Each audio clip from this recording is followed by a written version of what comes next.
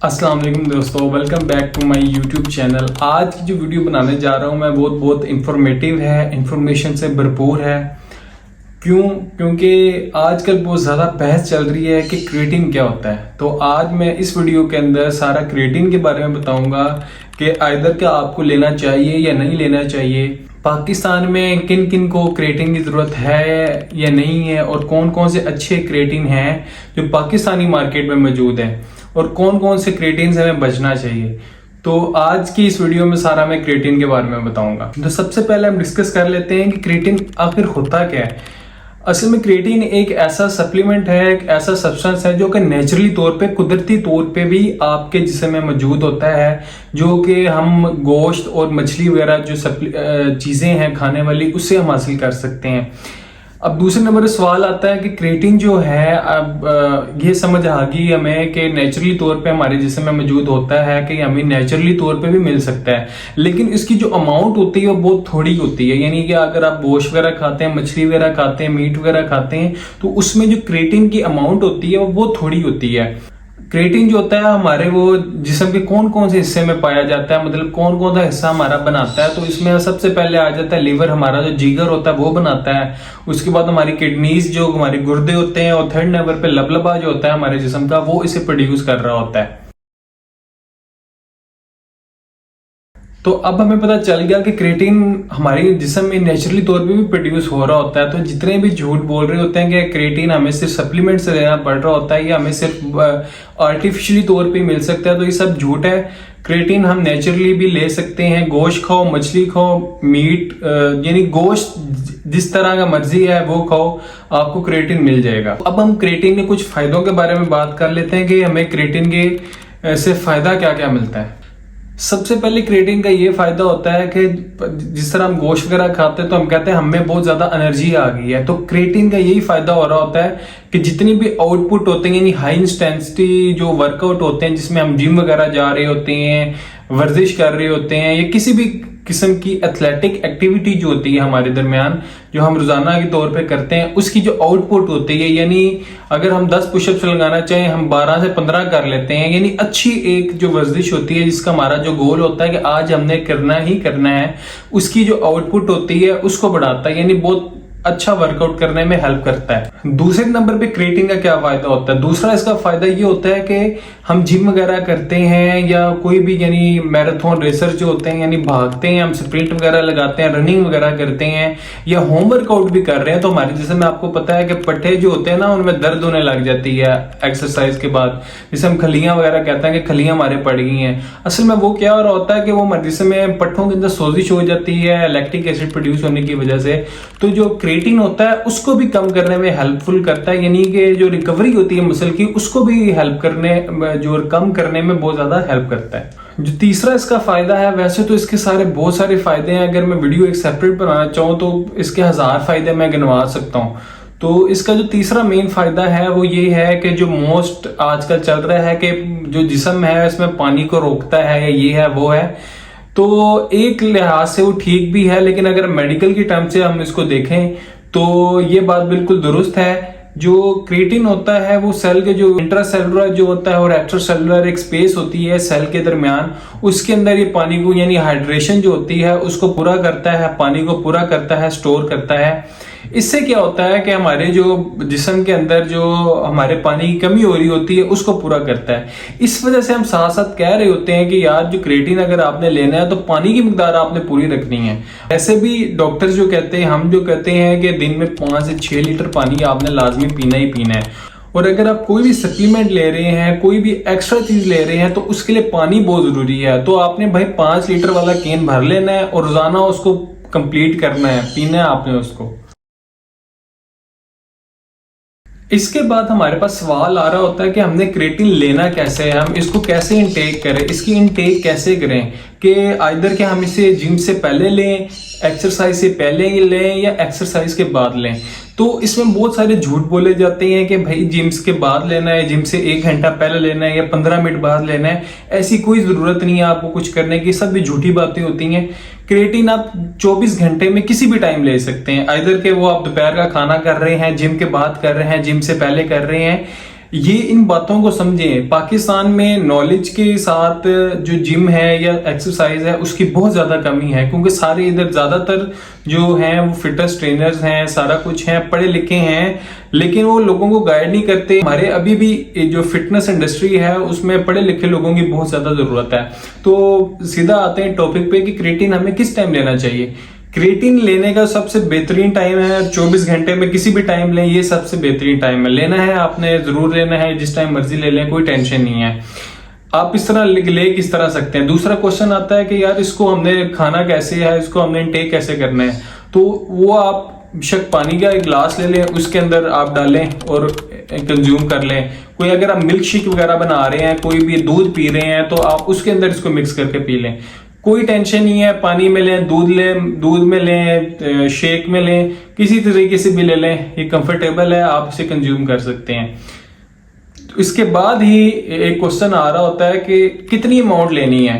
तो ये थोड़ा सा साइंटिफिकली है कि हर बॉडी की नीड होती है अपनी, कि एवरेज अगर हम बात कर लें तो एवरेज 5 फुट 7 इंच या 5 फुट से 5 इंच से ज्यादा 6 फुट से नीचे जो हमारा एवरेज मास आ रहा होता है वो आ रहा होता है 70 kg 75 kg।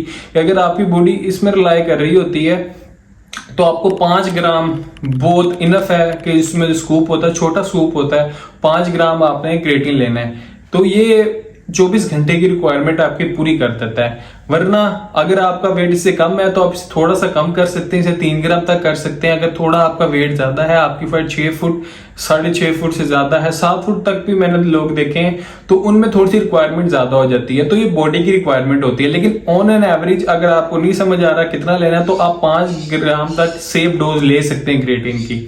उसके बाद ये क्वेश्चन आ रहा होता है कि आजकल एक बहुत यूजुअल टर्म चली हुई है कि कार्बोहाइड्रेट वो आपने बढ़ा देना है शुरू वाले दिनों में, या लोडिंग या अनलोडिंग फेज कहते हैं।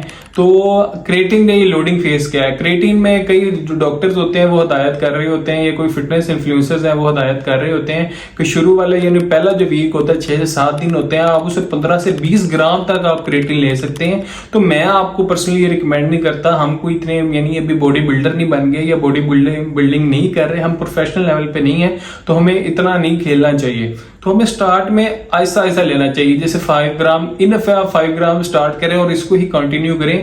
आपको लोडिंग और अनलोडिंग फेज में इतना डीपली जाने की अभी जरूरत नहीं है। अभी आपको जो वीडियो देख रहे होंगे ज्यादातर वो होंगे जिन्होंने अभी जिम शुरू किया है, तो आपको इन चीजों में अभी पढ़ने की जरूरत नहीं है। 2 से 3 महीने आप जिम करें, उसके बाद सप्लीमेंट्स वगैरह लें और आहिस्ता आहिस्ता ही सप्लीमेंट्स लें, ताकि आपकी बॉडी इसके मुताबिक एडजस्ट हो जाए। ये ना हो गया अब एकदम हर चीज स्टार्ट कर लें, मास गिनर स्टार्ट कर लें और वो बॉडी इस चीज को संभाल ना सके और आप मोटे हो जाएं और आपको पता ना लगे, और फिर आप कहते फिरें कि यार सप्लीमेंट ये खराब है, ये इसका कोई फायदा नहीं है। तो हमने क्रिएटिन आहिस्ता आहिस्ता लेना शुरू करना है, हमें लोडिंग और अनलोडिंग फेज में जाने की कोई जरूरत नहीं है।